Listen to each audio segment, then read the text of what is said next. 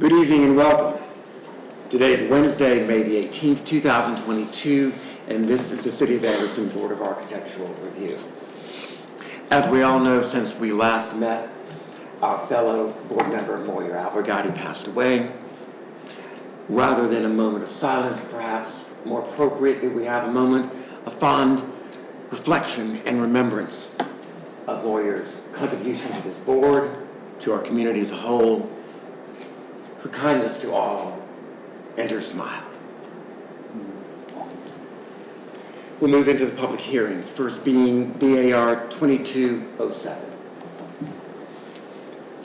Okay, thank you. BAR 2207 relates to 110 East Benson Street, which is in the downtown historic district, and the applicant seeking approval to make several facade improvements to the building. Tonight, it's going to be limited in what we discuss. You can see in the staff report there's a list of things that will be coming to you at a later date. But tonight, what we'll be discussing is a bump out of the door on the right side of the building. And the reason why it's coming to you tonight is because they're starting their interior renovations. And as a result of that, it is necessary to be done. I can show you a little bit about that in a moment, and then I'll turn it over to the applicant. But a little more detail on this. Again, a lot of this will be coming back to you at some point. We're discussing the bump out of the right door on this side. The reason for that, you can see on this drawing, this is the existing first floor. The stairwell is in the back of the building.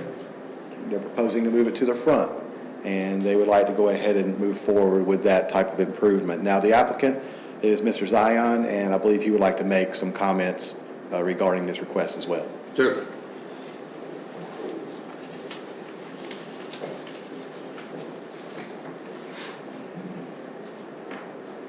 All right, thank you very much.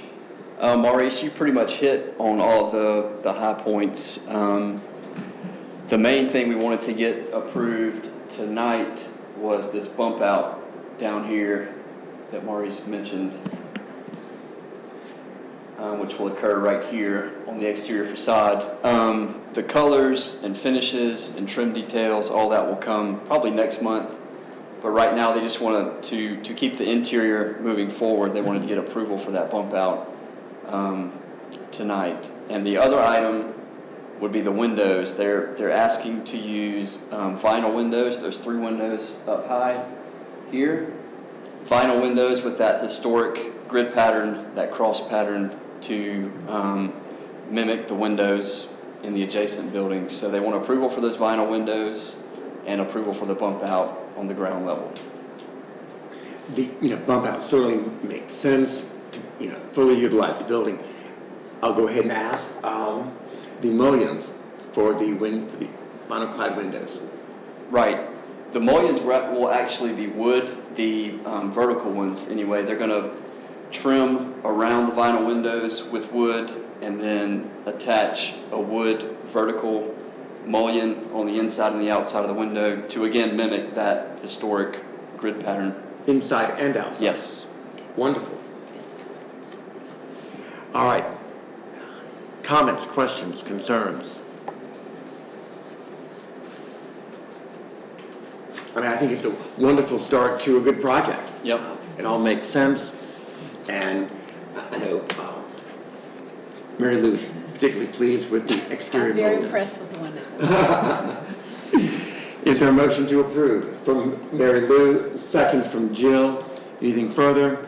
All in favor? Aye. Good. Thank you, Billy. Thank you. And for the record, note that Billy Zion recused himself from the vote. And I believe you've all noted that the second item, BAR 2211, has been withdrawn from this month's consideration. Therefore, we'll move right on to BAR 2212. That is correct. Thank you. BAR 2212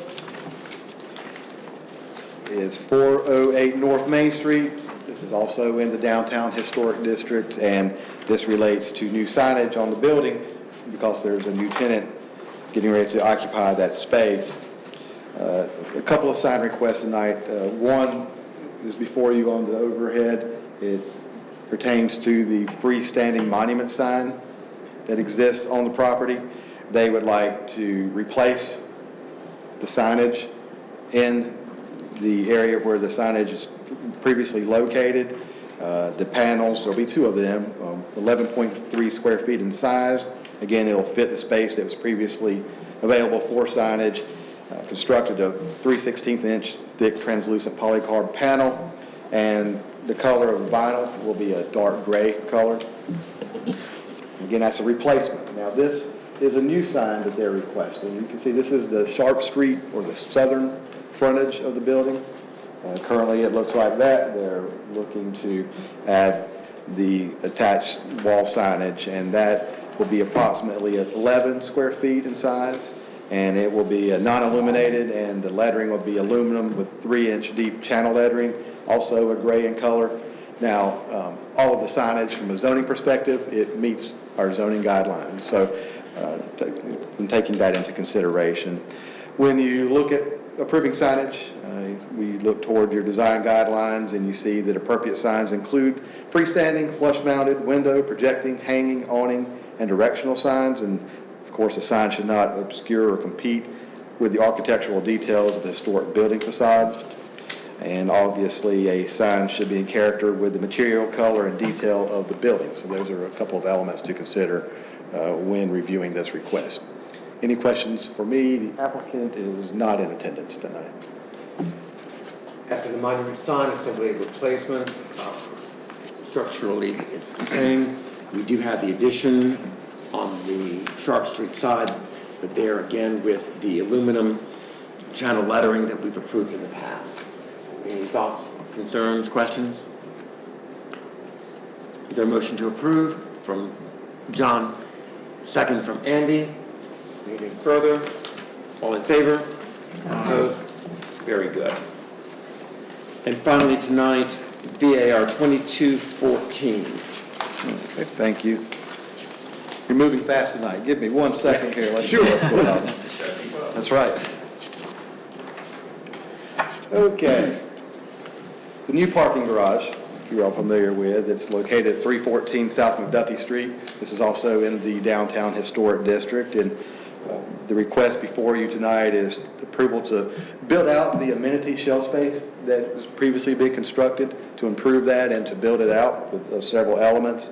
And also there's a request for new signage on the building. And in the packet you received one sign package. It has been revised. Hopefully all of you got that revision that I emailed to you I guess it was yesterday. But nonetheless, I will go over that with you.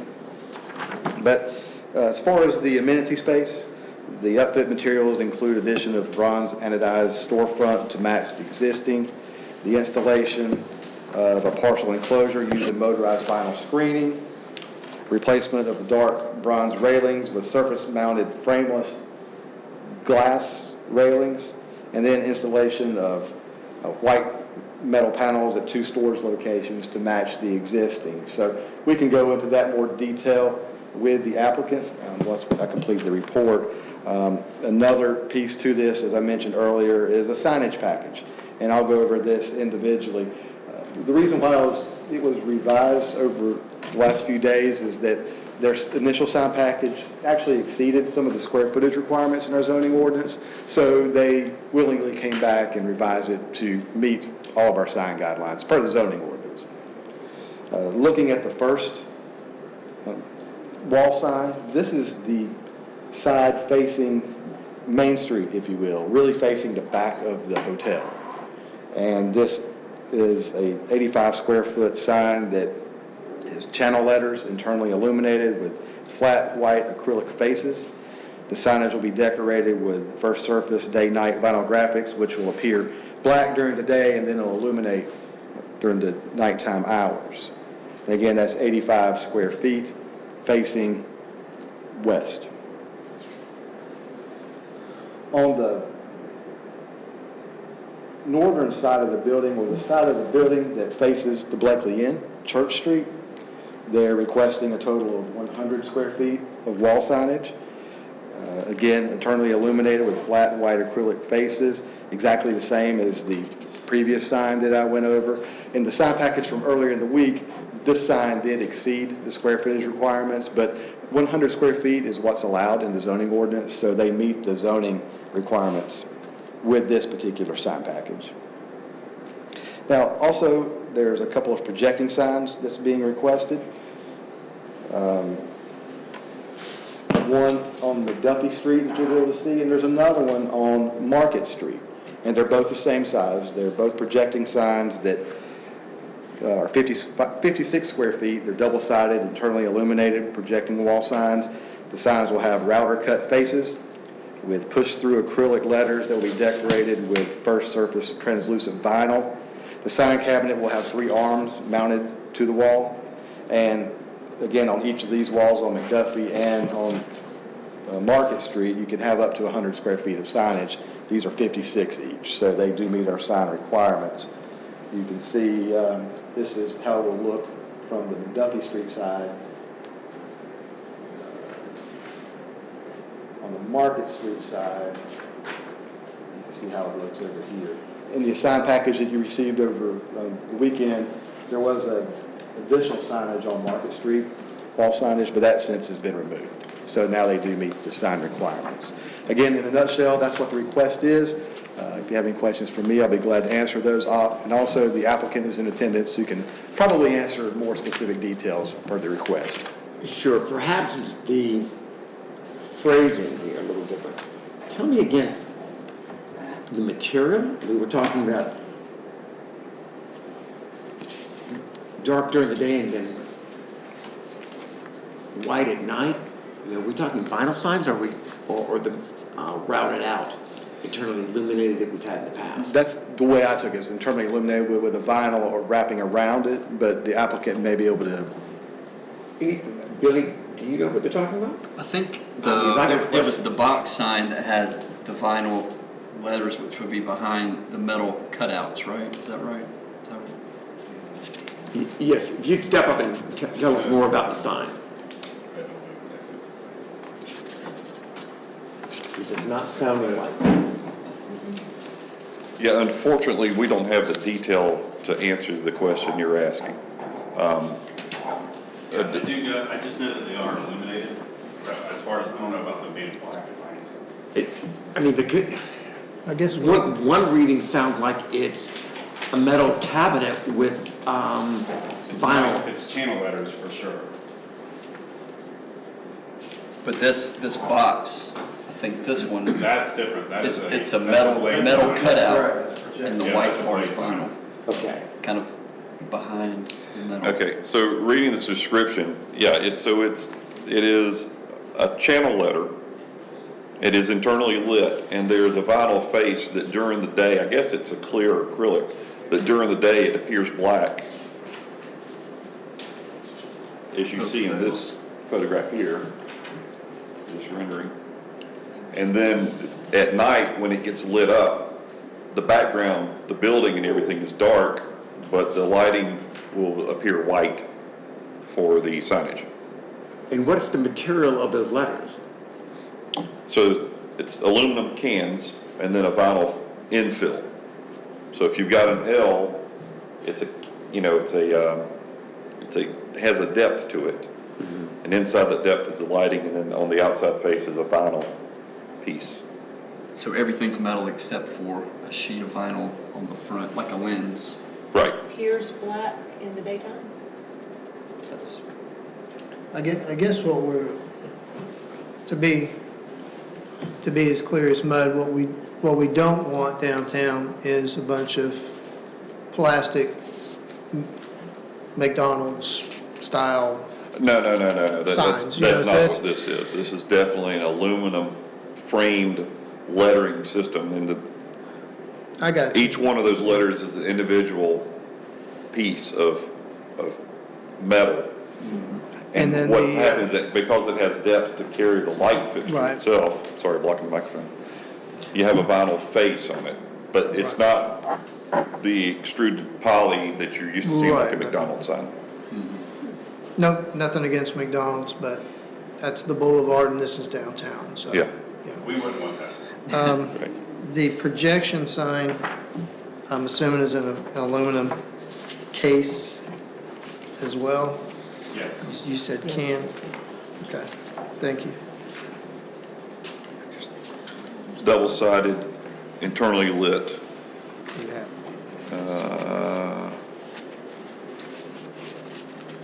So we have a metal face, the letters are channeled out. Okay. And internally lit. That we're accustomed to. Yeah. The other letters are simply metal casing, but all the surface is the vinyl material.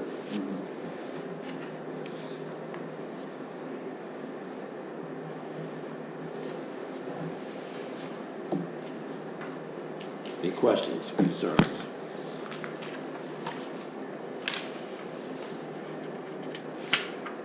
Okay, we'll can the letter. What about the other modifications? You know, clearly there's nothing historic about the project. When the building, the garage itself came before us, we were seeking certain historic elements to this. But as we've discussed in the past, this is downtown, and some modifications and some considerations to promoting the progress of downtowns. And this is on a rooftop parking garage.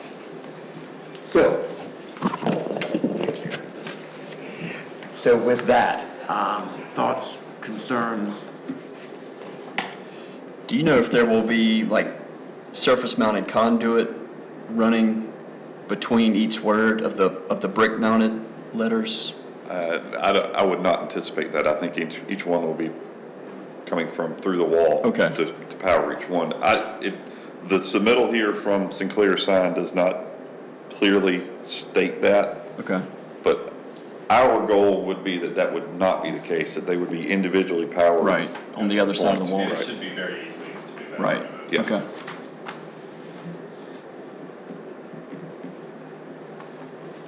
Any other questions? All right, is there a motion? Motion from Andy, second from John, I'm seeing. Anything further? All in favor? All right. Thank you, gentlemen. Thank you. Thank you. Need anything from us? Okay. All right, thank you.